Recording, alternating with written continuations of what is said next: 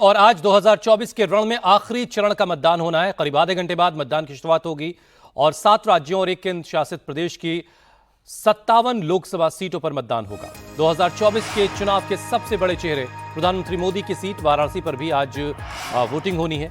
यहां से PM hat trick लगाने के लिए मैदान में हैं, तो मोदी कैबिनेट के 5 मंत्रियों की किस्मत का फैसला भी आज होगा। आखिरी चरण में लालू यादव की बेटी मीसा भारती, मंडी से कंगना रनौत, रवि किशन गोरखपुर से, अभिषेक बनर्जी डायमंड हार्बर से, ऐसे तमाम दिग्गज चेहरे भी मैदान में हैं जिनकी किस्मत आज का फैसला ईवीएम में कैद होगा। तो पंजाब की जालंधर सीट पर पूर्व सीएम चरणजीत सिंह चन्नी चुनावी मैदान में है। वोटिंग की तैयारियां पूरी हो चुकी हैं, बस 7 बजने का इंतजार है और अब से थोड़ी देर बाद बूथों पर आपको लंबी लंबी कतारें दिखेंगी जो अपने मताधिकार का इस्तेमाल करेंगे।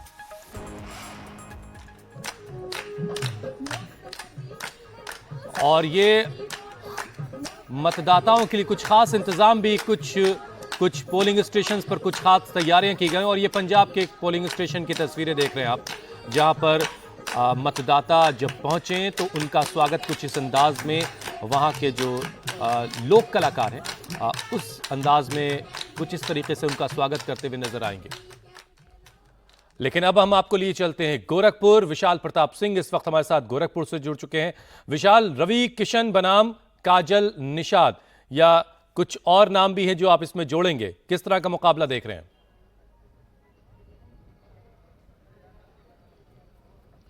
हुसैन, मुकाबला बिल्कुल तो आपने सही कहा कि रवि किशन बनाम काजल निषाद का है, लेकिन चूंकि बात गोरखपुर की जब होती है तो 35 वर्षों से जिस सीट पर गोरक्षपीठ जो मठ है उसका दबदबा रहा है, तो ये कहा जा सकता है कि ये चुनाव भले ही रवि किशन लड़ रहे हो, लेकिन मुख्यमंत्री योगी आदित्यनाथ का ये गृह क्षेत्र है और जिस तरीके से पूर्वांचल का एनसीआर कहा जाने लगा है अब गोरखपुर को, यहाँ हुआ विकास कार्य, यहाँ हुआ जो बाकी योजनाएं हैं और यहाँ जिस तरीके से विकास की योजनाएं आ रही हैं, निश्चित तौर पर पूर्वांचल का एनसीआर बनता जा रहा है गोरखपुर। यही वजह है कि यहाँ का जो मुकाबला रवि किशन और काजल निषाद का है उसको कहीं ना कहीं मुख्यमंत्री योगी आदित्यनाथ की प्रतिष्ठा से जोड़ के देखा जा रहा है और यही वजह है कि 5 बार उत्तर प्रदेश के मुख्यमंत्री योगी आदित्यनाथ इस समय हैं, वो यहाँ से सांसद रह चुके हैं और जिस तरीके से गोरक्षपीठ का दबदबा रहा है गोरखपुर की लोकसभा सीट पर, जिसमें 2 सीटें आती हैं, एक तो गोरखपुर लोकसभा की सदर सीट, आखिरी चरण के प्रचार का शोर थमने वाले दिन भी खुद योगी आदित्यनाथ ने बाकायदा एक रोड शो किया और उस रोड शो में वो ताकत भी दिखाई दी जिस ताकत का आप जिक्र कर रहे हैं।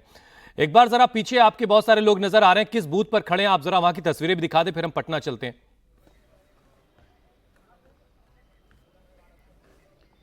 हुसैन, इस समय हम जो गोरक्षपीठ साइड से लगा हुआ एकदम बूथ है वहां पर मौजूद हैं। सीधी तस्वीरें आपको हम दिखा देते हैं।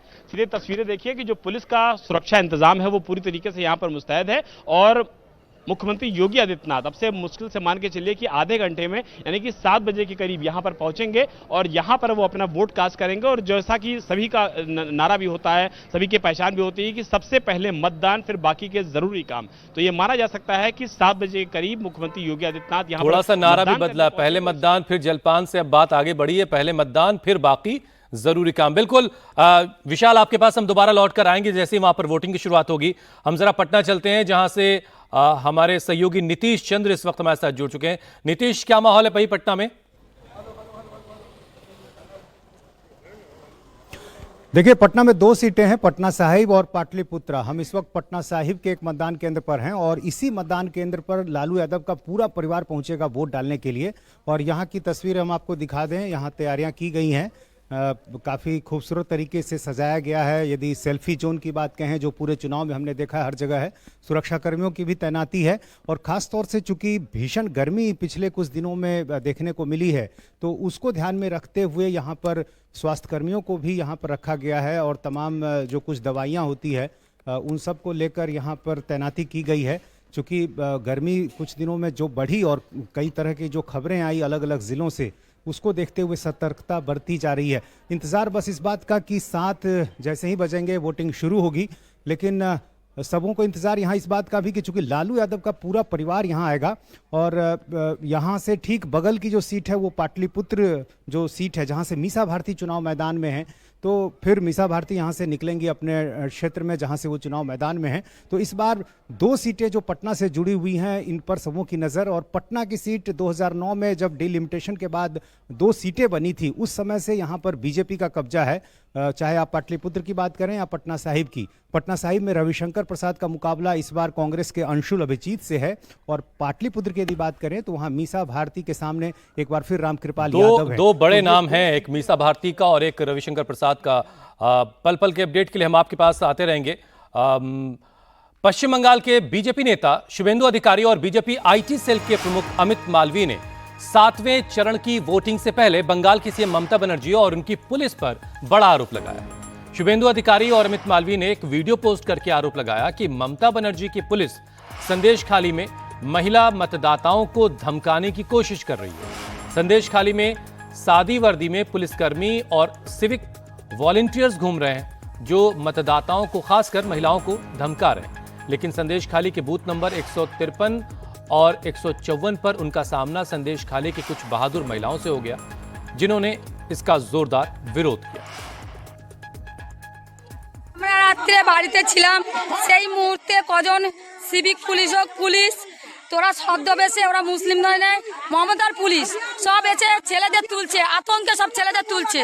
আমরা এই মুহূর্তে সবাই বটতলায় আছি। সিভিক পুলিশ বা পুলিশরা এসে আমাদের এখানটায় 3-4টে করে বাইক নিয়ে ঢুকে আতঙ্কে সব মেয়েদের তুলছে। আমরা এই মুহূর্তে সবাই পাহারা দিচ্ছি, সারা গ্রামে পাহারা দিচ্ছি।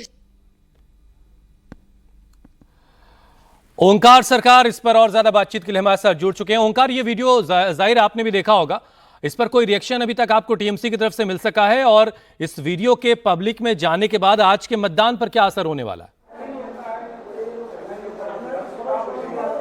देखिए, ये वीडियो सामने आया है और ये वायरल वीडियो है, जिसको ट्वीट करते हुए अमित मालवीय और शुभेंदु अधिकारी ने कहा कि यहाँ पर यानी कि संदेश खाली पर महिलाओं को धमकाया जा रहा है। खास करके 153 और 154 नंबर जो बूथ है उस पर धमकाया जा रहा है। जो भी यहाँ पर पुरुष है उस पुरुष को गांव से हटा दिया जाने का काम कर रहा है। ऐसे ही आरोप शुभेंदु अधिकारी और अमित मालवीय ने लगाए हैं। तो फिलहाल जो देखा जा रहा है, अभी तक तृणमूल कांग्रेस की ओर से अभी तक इसका कोई प्रतिक्रिया अभी तक नहीं मिल पाई है, लेकिन इसका प्रभाव क्या पड़ने वाला है वो अभी देखने वाली बात है। हुसैन, इसके अलावा आज जिन 9 सीटों पर मतदान होना है वहां पर किस तरह के हालात हैं, कैसा माहौल है, जरा वो भी बता दें। जी देखिए हुसैन, आज पश्चिम बंगाल में 7वां और आखिरी चरण का चुनाव जो है, इसमें 9 लोकसभा क्षेत्र पे वोटिंग होने वाली है। हम लोग इस वक्त है दमदम लोकसभा के पोलिंग स्टेशन पे, जहाँ पर देखा जा रहा है कि लंबी कतारें शुरू हो चुकी है सुबह से, और सुबह से अभी वोटिंग शुरू होने के लिए अभी भी तकरीबन 20 मिनट बाकी है। लेकिन दोनों तरफ जो देखा जा रहा है कि लंबी लंबी कतारें शुरू हो चुकी है। और ये स्कूल है, इस स्कूल में जैसे कि देखा जा रहा है इसमें अंदर में पोलिंग हो रही है, इसलिए जो गर्मी है वो गर्मी से राहत कहीं ना कहीं मिल सकती है वोटरों को, तो इसीलिए यहाँ पर ये इंतजाम की गई है। और साथ ही साथ में और एक बात कि इस 7वां चरण में सबसे ज्यादा पैरामिलिट्री फोर्स बंगाल में डिप्लॉयड किया गया है। 967 कंपनी यहाँ पर डिप्लॉयड किया गया है। साथ ही में 33,000 बंगाल पुलिस को भी तैनात किया गया है। तो सभी मिला के चुनाव आयोग की तरफ से सभी व्यवस्थाएं की गई है। सुबह से देखा जा रहा है कि लंबी लंबी कतारें देखने को मिल रही है, जैसे कि मैंने पहले भी दिखाया, और एक बार दिखाना चाहूंगा मैं हुसैन की यहाँ पर देखिए लंबी कतारें शुरू हो चुकी है। बिल्कुल ओंकार, और अब से बस कुछ देर के बाद मतदाताओं के आने का सिलसिला शुरू हो जाएगा। हर जगह तैयारियां पूरी हो चुकी है, जैसा कि हमने अपने दर्शकों को दिखा दिया। हमने वाराणसी से लेकर के गोरखपुर, गाजीपुर और पटना में क्या तस्वीरें हैं, और इसके अलावा ओंकार सरकार ने भी वहां से तस्वीरें दिखाई। एक बार फिर से हम जरा रुचि के पास चलते हैं। रुचि, आप जिस बूथ पर खड़ी हैं, यहाँ पर कुछ खास इंतजाम होंगे, हीट वेव को लेकर के बहुत सारी बातें हो रही हैं, और अजय राय कहां पर आज मतदान करते हैं, बनारस में कहां पर वो मतदान करते हैं? देखिए, ये रमाकांत नगर है और हमारे पीछे ये वसंत पब्लिक स्कूल है, और इसका ये बूथ है, इसको सुंदर तरीके से सजाया गया है कि जिससे मतदाताओं को जब यहाँ पर आए वोट डालने के लिए तो उनको अच्छा लगे इस बूथ पे आके। अब गर्मी तो बहुत ज़्यादा है हुसैन, उसके लिए इंतज़ाम किए जा रहे हैं, पानी वगैरह यहाँ पे लाया जा रहा है।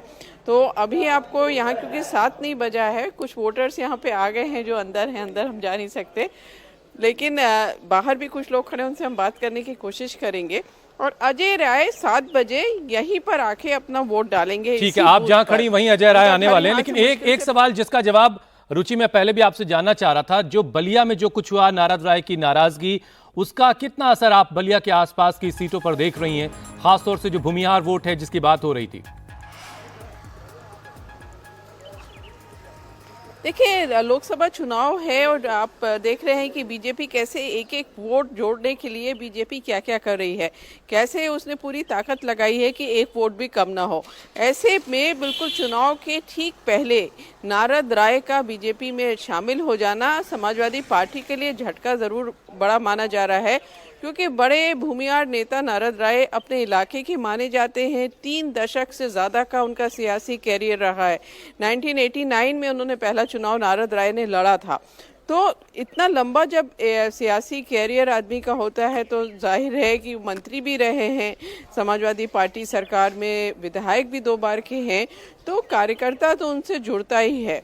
अब ये ज़रूर है कि बलिया के आसपास, हालांकि वो दावा कर रहे हैं कि बलिया में, घोसी में, गाजीपुर में वो समाजवादी पार्टी की 13वीं करा देंगे, लेकिन उतना ज़्यादा आप असर नहीं देखेंगे, लेकिन नुकसान ज़रूर समाजवादी पार्टी चलिए, कुछ देर में होगा। वहां चुनाव इन में सारी सीटों की जनता फैसला अपना सुनाने लगेगी और शाम तक ईवीएम में कैद हो जाएगा। बहुत इंतजार नहीं, 4 जून को सारी तस्वीर साफ हो जाएगी। लेकिन कुछ और खास तस्वीरें आने लगी हैं। बीजेपी के राष्ट्रीय अध्यक्ष जेपी नड्डा पहुंचे हैं पूजा अर्चना के लिए मंदिर में, और जाहिर है आखिरी चरण का मतदान है, उनकी भी बड़ी जिम्मेदारी रही। उनकी देखरेख में उनके राष्ट्रीय अध्यक्ष रहते हुए 2024 का चुनाव लड़ा जा रहा है। अभी नतीजे हैं। बिलासपुर में इस वक्त हैं जेपी नड्डा और वहां पहुंचे हैं मंदिर में दर्शन करने के लिए। जाहिर है आशीर्वाद भी मांग रहे होंगे कि प्रभु जो है आशीर्वाद दें, ताकि उनकी देखरेख में जो चुनाव हुआ उसमें उनके नंबर अच्छे नंबरों से वो पास हों। ऐसी कुछ दुआएं बहरहाल वो मांग रहे होंगे।